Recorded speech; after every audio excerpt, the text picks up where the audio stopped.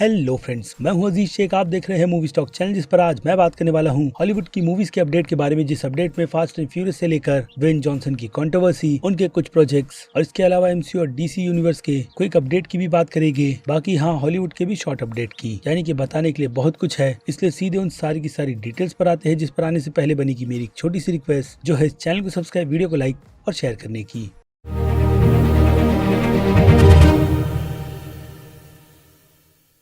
So friends, तो आ जाए सबसे पहले अपडेट पर, या फिर कहूँ फास्ट एंड फ्यूरियस की चल रही कंट्रोवर्सी पर, जो कि ड्वेन जॉनसन और विन डीजल के बीच की है। जिस कारण से ड्वेन जॉनसन विन डीजल की फास्ट एंड फ्यूरियस के यूनिवर्स में हब के कैरेक्टर का रोल बिल्कुल भी प्ले नहीं करना चाहते, क्योंकि ऑलरेडी वो अपने अलग ही स्पिन ऑफ के प्रोजेक्ट पर काम कर रहे हैं, जो फिल्म ऑलरेडी बॉक्स ऑफिस पर अच्छी खासी कमाई कर चुकी है। बाकी यूनिवर्सल और ड्वेन जॉनसन की पार्टनरशिप उस पर सीक्वल पर भी काम करेगी, लेकिन फिलहाल तो उसकी ऐसी कोई भी रिपोर्ट अभी के लिए निकल कर नहीं आई है, क्योंकि ड्वेन जॉनसन अपने बाकी दूसरे बहुत सारे प्रोजेक्ट्स में बिजी है। लेकिन इसी बीच विन डीजल की तरफ से इंस्टाग्राम पर आकर पॉल वॉकर के नाम के अलावा उनके बच्चों का जिक्र कर उन्होंने सीधे सीधे ड्वेन जॉनसन को फास्ट एंड फ्यूरियस की फ्रेंचाइजी यानी कि फास्ट 10 को ज्वाइन करने के लिए कहा था, जो उनके कैरेक्टर के बिना बिल्कुल भी कंप्लीट नहीं हो सकती। लेकिन अगर देखा जाए तो ऐसा कर विन डीजल ने अपना पल्ला फैंस की नजरों में पूरी तरीके से क्लियर कर दिया है कि उनकी तरफ से अप्रोच किया गया था, वो भी अपोलोजाइज के साथ, जिस पर ड्वेन जॉनसन ने भी अपनी कंफर्मेशन पहले तो यही कहकर दी कि जो ट्रिक विन डीजल ने पब्लिकली आकर अनाउंस कर दी है वो उन्हें बिल्कुल भी पसंद नहीं आई, और दूसरी बात कि वो इस कैरेक्टर का रोल प्ले करने में अब बिल्कुल भी इंटरेस्टेड नहीं है, और ना ही वो फास्ट 10 की फ्रेंचाइजी को ज्वाइन करना चाहते हैं। यानी क्लियरली उनकी तरफ से ना की कंफर्मेशन मिल चुकी है, जिसका अंदाजा मुझे लगता है कि विन डीजल को पहले से ही था। लेकिन जैसे कि मैंने कहा, बस फैंस को दिखाने के लिए उनकी तरफ से ये बात क्लियरली पब्लिक में आकर पूछी गई, जिस पर अब फैंस को भी कंफर्मेशन मिल गई है, इसलिए वो अपने इस यूनिवर्स यानी कि फास्ट 10 को लेकर आगे बढ़ रहे हैं, क्योंकि इस लिस्ट में नाम as a villain Jason Momoa का जोड़ा गया है, जो इस सीरीज को ज्वाइन कर चुके हैं। बट अनफॉर्चुनेट ड्वेन जॉनसन बिल्कुल भी नहीं। लेकिन जो भी हो, पहली कास्टिंग काफी ज्यादा जबरदस्त की गई है, ये बात तो पक्की है। लेकिन आई होप कि फास्ट 9 की तरह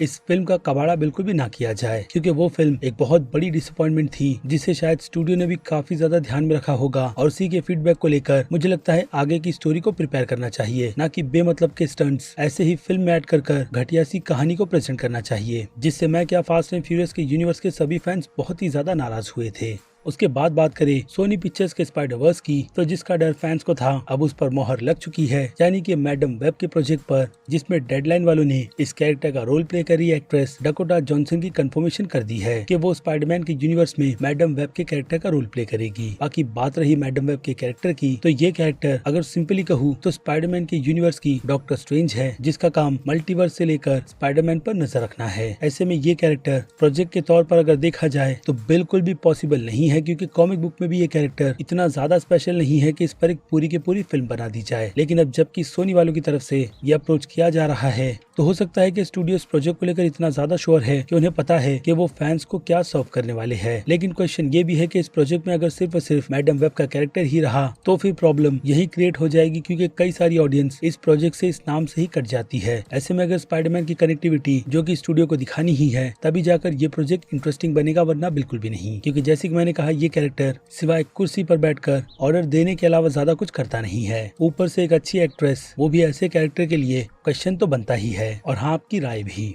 और अब क्विक अपडेट में बात करें जॉन विक के यूनिवर्स के एक और स्पिन ऑफ की, क्योंकि ऑलरेडी होटल के प्रोजेक्ट पर काम चल रहा है। ऐसे में हैली बेरी के इंटरव्यू ने यही पॉसिबिलिटी दिखाई है कि स्टूडियो उनके कैरेक्टर सोफिया अल अजवर में इतना ज्यादा इंटरेस्टेड है कि वो उसे भी एक स्पिन ऑफ प्रोजेक्ट देना चाहता है। लेकिन अब ये प्रोजेक्ट फिल्म का रहेगा या फिर सीरीज का, उसकी ऐसी कोई भी कंफर्मेशन नहीं की गई है। लेकिन अब हिंट तो मिलता है कि जॉन विक के यूनिवर्स को लेकर स्टूडियो अपनी प्रिपरेशन बहुत ही ज्यादा बढ़ा रहा है, इसलिए शायद फिल्म को अच्छा खासा डिले मिला है। बाकी बात करें जेसन स्टेटम की मेक 2 फिल्म की, तो इस फिल्म के प्रोडक्शन को शुरू कर दिया गया है, जो कि काफी अच्छी बात है, क्योंकि इससे हमें आइडिया मिल जाता है कि ये फिल्म प्रोडक्शन के हिसाब से इस साल अपना पैकअप कर लेगी, जिसके बाद हम इस फिल्म को साल 2023 में देख पाएंगे। और अभी रिसेंटली डिज्नी वालों की तरफ से कंफर्मेशन आरएल स्टाइन के गूज़बम्प के यूनिवर्स की लाइव अडेप्टेशन की सीरीज की दी गई है, जिस पर वो लोग काम कर रहे हैं। और ऐसी ही कंफर्मेशन कोलाइडल वालों को पैट्रिक विल्सन ने दी है इंट्रूडर 5th फिल्म की, जिसके प्रोडक्शन को मार्च से लेकर जून तक शुरू कर दिया जाएगा। और इस प्रोजेक्ट में हम उन्हें डायरेक्टर की कुर्सी पर भी मूवी बैठा देखने वाले हैं, वो भी पहली बार, जिसका रिजल्ट कैसा रहेगा उसका पता तो हमें आने वाले दिनों में चल जाएगा। और बात जाए जुरासिक वर्ल्ड के यूनिवर्स पर, तो इसे लेकर कई सारी रूमर्स सीरीज की भी है, जिस पर अब ना करते हुए फ्रैंक मार्शल ने अपनी राय रख दी है कि वो फिलहाल तो इस यूनिवर्स को लेकर किसी भी तरीके की सीरीज बनाना बिल्कुल भी नहीं चाहते। और ऑब्वियसली ऐसा होना भी चाहिए, क्योंकि जुरासिक वर्ल्ड का यूनिवर्स ऑलरेडी बॉक्स ऑफिस पर अच्छी खासी कमाई करता है फिल्म के ही जरिए, और स्टूडियो को अभी के लिए तो उसी पर फोकस करना चाहिए, जो कि स्टूडियो कर भी रहा है। और अच्छा लगा कि खुद इसके क्रिएटर की तरफ से एक कंफर्मेशन मिल गई, ताकि ये रूमर आगे और ऐसे बिल्कुल भी ना फैले। बाकी बात करें गैल गैडोट के आने वाले प्रोजेक्ट की, यानी कि नेटफ्लिक्स के स्पाई थ्रिलर प्रोजेक्ट की, जिसका टाइटल हार्ट ऑफ स्टोन है, तो उस फिल्म में उनके अलावा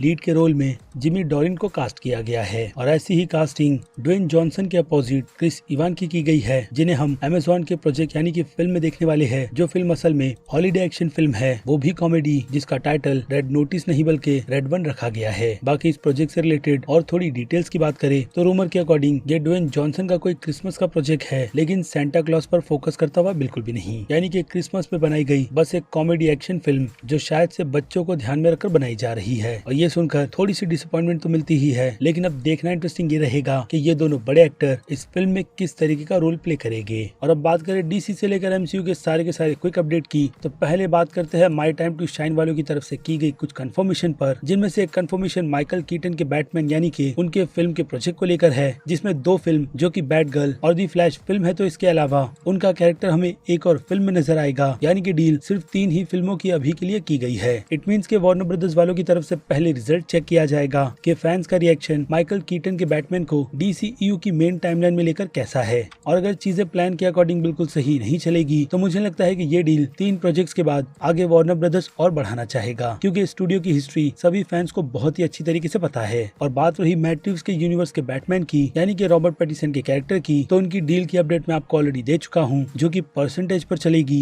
यानी कि फिल्मों के बॉक्स ऑफिस नंबर में रॉबर्ट पैटिसन की भी कमाई अच्छी खासी रहेगी, जो कि उनके साथ साथ स्टूडियो के लिए भी सही है। और ये डील हमें यही बताती है कि स्टूडियो ने इस डील के साथ रॉबर्ट पैटिसन को लेकर काफी लंबी डील साइन की है, यानी जब तक प्रॉफिट आता रहेगा तो रॉबर्ट पैटिसन फैंस के लिए बैटमैन का कैरेक्टर डीसीयू की अलग ही टाइमलाइन में प्ले करते रहेंगे। बट हु नोज कि फ्लैश फिल्म अपने मल्टीवर्स के कॉन्सेप्ट को अच्छी तरीके से यूज कर कुछ अच्छा हमारे सामने प्रेजेंट करे, जिसकी उम्मीद तो ना के बराबर ही है, लेकिन फिर भी थोड़ी बहुत उम्मीद तो रखी जा सकती है। बाकी अगर यूनिवर्स अलग रहेगा तो उससे मुझे क्या किसी भी फैंस को कोई भी प्रॉब्लम नहीं है, बस शर्त यही है कि कंटेंट अच्छा होना चाहिए। उसके बाद आ जाए एमसीयू के 4 प्रोजेक्ट्स की ग्रीन लाइट पर, तो इस लिस्ट में सबसे पहला नाम मिस मार्वल, दूसरा मून नाइट, तीसरा शी हल्क और चौथा वेयरवुल्फ बाय द नाइट का है, जिनमें से 3 सीरीज की झलक हम देख चुके हैं, लेकिन चौथी series werewolf by the night की बिल्कुल भी नहीं। लेकिन फिर भी जब अब रूमर निकल कर आई है तो उस पर बात करना तो बनता ही है कि इन कंटेंट के आगे और भी मल्टीपल प्रोजेक्ट्स पर हम ऐसे ही एमसीयू की कंटिन्यूएशन देखते रहेंगे, यानी सीजन 1 के बाद बाकी और सीजन्स भी, जिनमें मैं सबसे ज्यादा एक्साइटेड एमसीयू के डार्क यूनिवर्स को देखने में हूँ, और हाँ हॉरर के एलिमेंट को भी, जिसे एमसीयू वालों की तरफ से किस तरीके से प्रेजेंट किया जाएगा, ये एक बहुत बड़ा सरप्राइज है। और इसका हिंट तो हमें doctor strange in the multiverse of madness film में देखने मिलेगा ही, और हाँ मून नाइट की सीरीज में भी।